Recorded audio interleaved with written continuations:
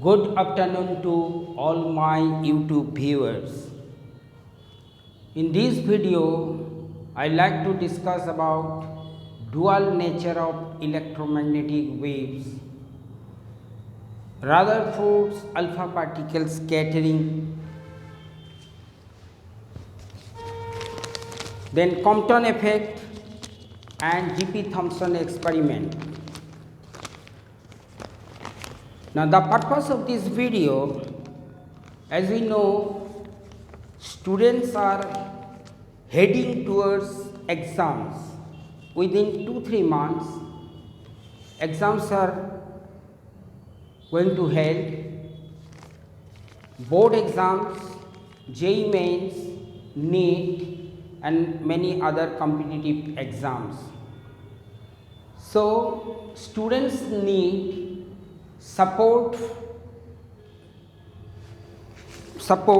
which will enhance their performance and confidence, and it should be user friendly to the students. Now this video can support students requirement and hope that they will be benefited out of it. Now come to the subject. EM waves, under suitable circumstances, they exhibit interference, diffraction and polarization phenomena, and similarly under other circumstances they behave as a stream of particles, the dual nature. Number 2, de Broglie suggested that matter might have wave properties in addition to its particle dynamics. It means it might have dual in nature. Number 3, the photon of frequency f and a wavelength lambda has energy E equal to hc by lambda. From Einstein's energy mass relation,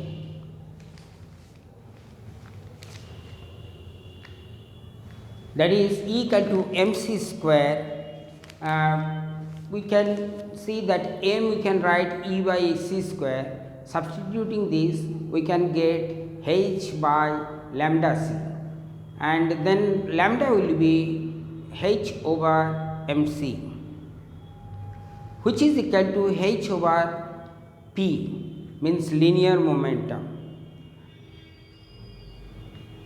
Now number 4, momentum p and kinetic energy Ke relation is known to us, that is p equal to root under twice Ke into m. Now we can substitute this one in the previous equation. Now de Broglie's wavelength will become lambda equal to h by p, and instead of p, if we put it h over root under twice Ke into m, or you can write h over root under 2 qv m. Qv can be replaced for kinetic energy. Now here we can see that lambda carries the sense of wave nature, and h by mc, the p is carrying the Newtonian mechanics. So this relation has definitely dual nature. Now come to number 6, de Broglie's wavelength for electron lambda in angstrom, that will be root under 150 over v has to be in terms of volts. Now same relation can be written lambda in angstrom equal to root under 150 over kinetic energy in electron volts. If an electron is accelerated in 1 volt, its kinetic energy becomes 1 electron volt. Now problems related to de Broglie's concept. Which of the following figure represents the variation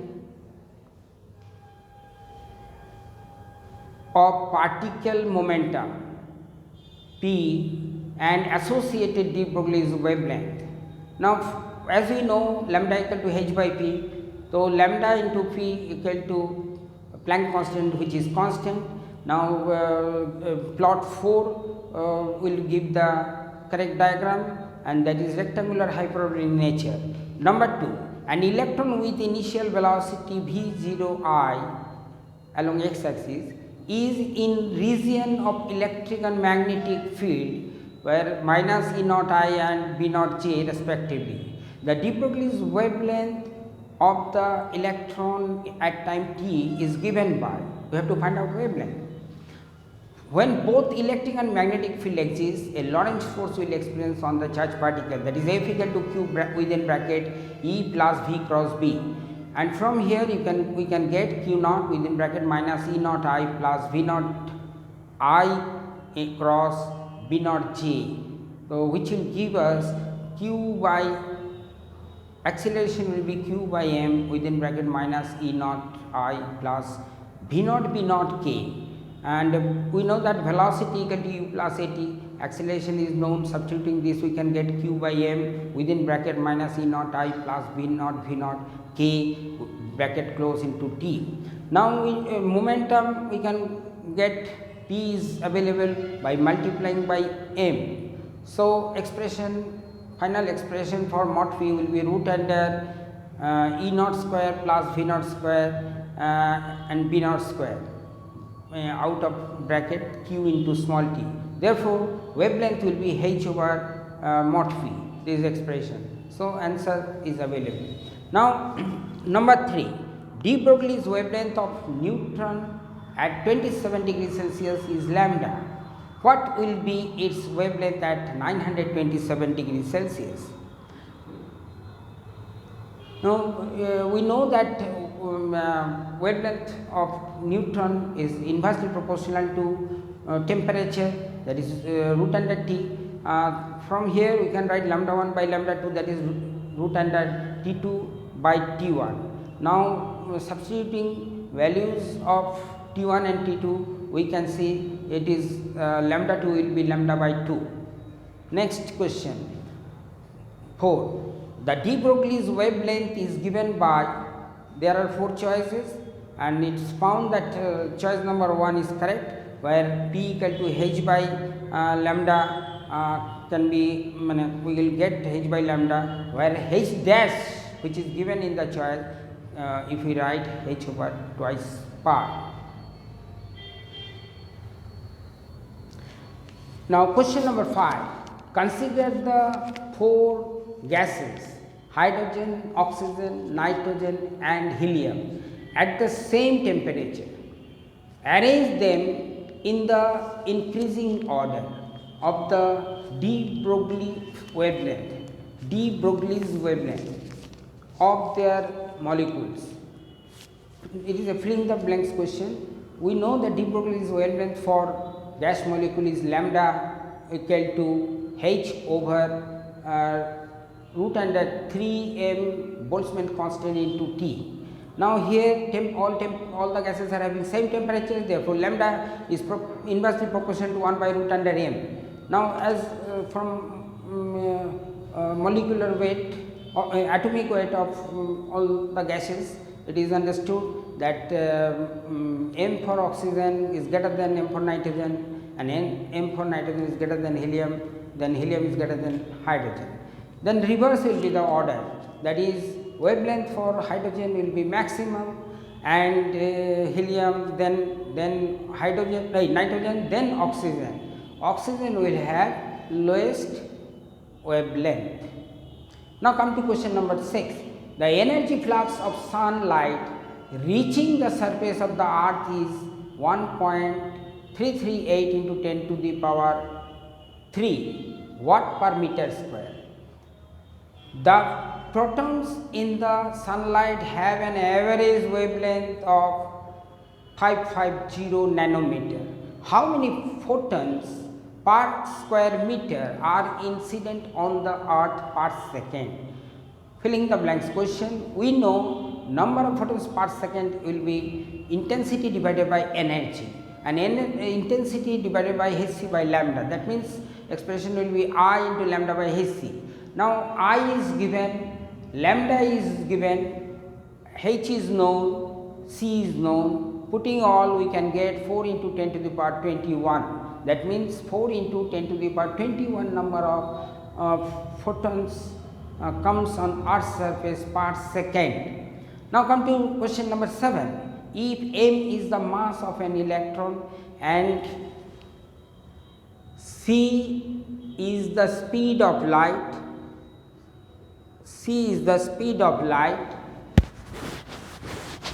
the ratio of the wavelength of a photon of energy E to that of the electron of the same energy is, there are 4 choices. Energy of photon E equal to h nu, hc by lambda photon. Similarly, lambda electron will be h by root under twice E m. Now we know lambda photon by lambda electron will be hc by E and root under twice E m over h. From solving this, we can get c root under twice m by E. That is the answer. Next question, question number 8. An electromagnetic waves of wavelength lambda is incident on a photosensitive surface of negligible work function. If the photoelectrons emitted from this surface have the de Broglie's wavelength lambda dash, then we have to find, there are 4 choices, we have to find out the correct answer. Here, as work function equal to 0, that means half m v square equal to h nu. From here we can write p square by twice m equal to hc by lambda, and p will be root under twice m hc by lambda. Now solving this, lambda dash will come h by p, which is equal to lambda equal to twice m c by h into lambda dash square, and it is matching with number 3. So number 3 will be the correct answer. Now Rutherford's alpha scattering. Most of, in the experiment it is found that most of the alpha particles passes through, very few particles deflected 180 degree. It is very few. Number 2, the number of alpha particles scattered per unit area, that is n within is a function of angle in radians, varies inversely as sin to the power 4 theta by 2.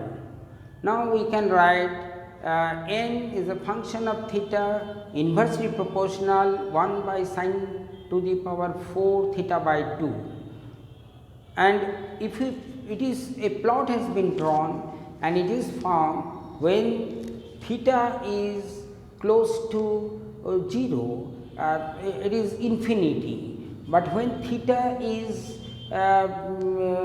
close to 180 degree, it gives only 1. So that is a point. So it is a curve as it is given in the figure. It is this type of curve will be available. In number 3, n1 by n2 equal to sin to the power 4 theta 2 by 2 divided by sin to the power 4 theta 1 by 2. This relation is very important for 2 different angles, scattering angles. Then we can find out relation between n1 and n2. Distance of closest approach, that is r naught, which is equal to 4z square over 4 pi epsilon naught mv square. This is a simple formula. We can keep this one in our mind so that it will be a straight cut question in the question paper, so we can able to answer very clearly. Next come to Compton effect. The scattering of a photon by an electron is called Compton effect. Now in the diagram it is shown that a photon with energy h nu strikes an electron at rest, After strike, that it recoils, electron recoils to theta angle with respect to original direction, then photon deflects phi angle and it will have an energy h nu dash. Now, the change in wavelength due to Compton effect is called Compton shift, and delta lambda equal to h by m naught c within bracket 1 minus cos phi. That is the formula for Compton shift. Now, if phi is 90 degree, then delta lambda change in wavelength will be h by m naught c, which is equal to 0.24 nanometer. When delta lambda, when phi is 180 degree, it becomes double of that. That means it is 0.48 nanometer. Now, pressure exerts on reflecting surface. If it is a reflector, pure reflector, in that case twice intensity by velocity of light. Now, if it is an absorber, very good absorber, then pressure exerts on the plate will be Pa, which is just I by C, 50% of the previous one. Now, come to G.P. Thomson experiment. These experiments confirm the existence of matter wave by the phenomena of, by which phenomena? Diffraction, refraction, polarization and scattering. Answer is diffraction phenomena. Next question, question number 8. The electron is moving with an initial velocity v equal to v naught I and is in magnetic field b equal to b naught j. Now, then its de Broglie's wavelength at time t is given by number 1 remain constant, increases, decreases, increase and decrease periodically, all these charges.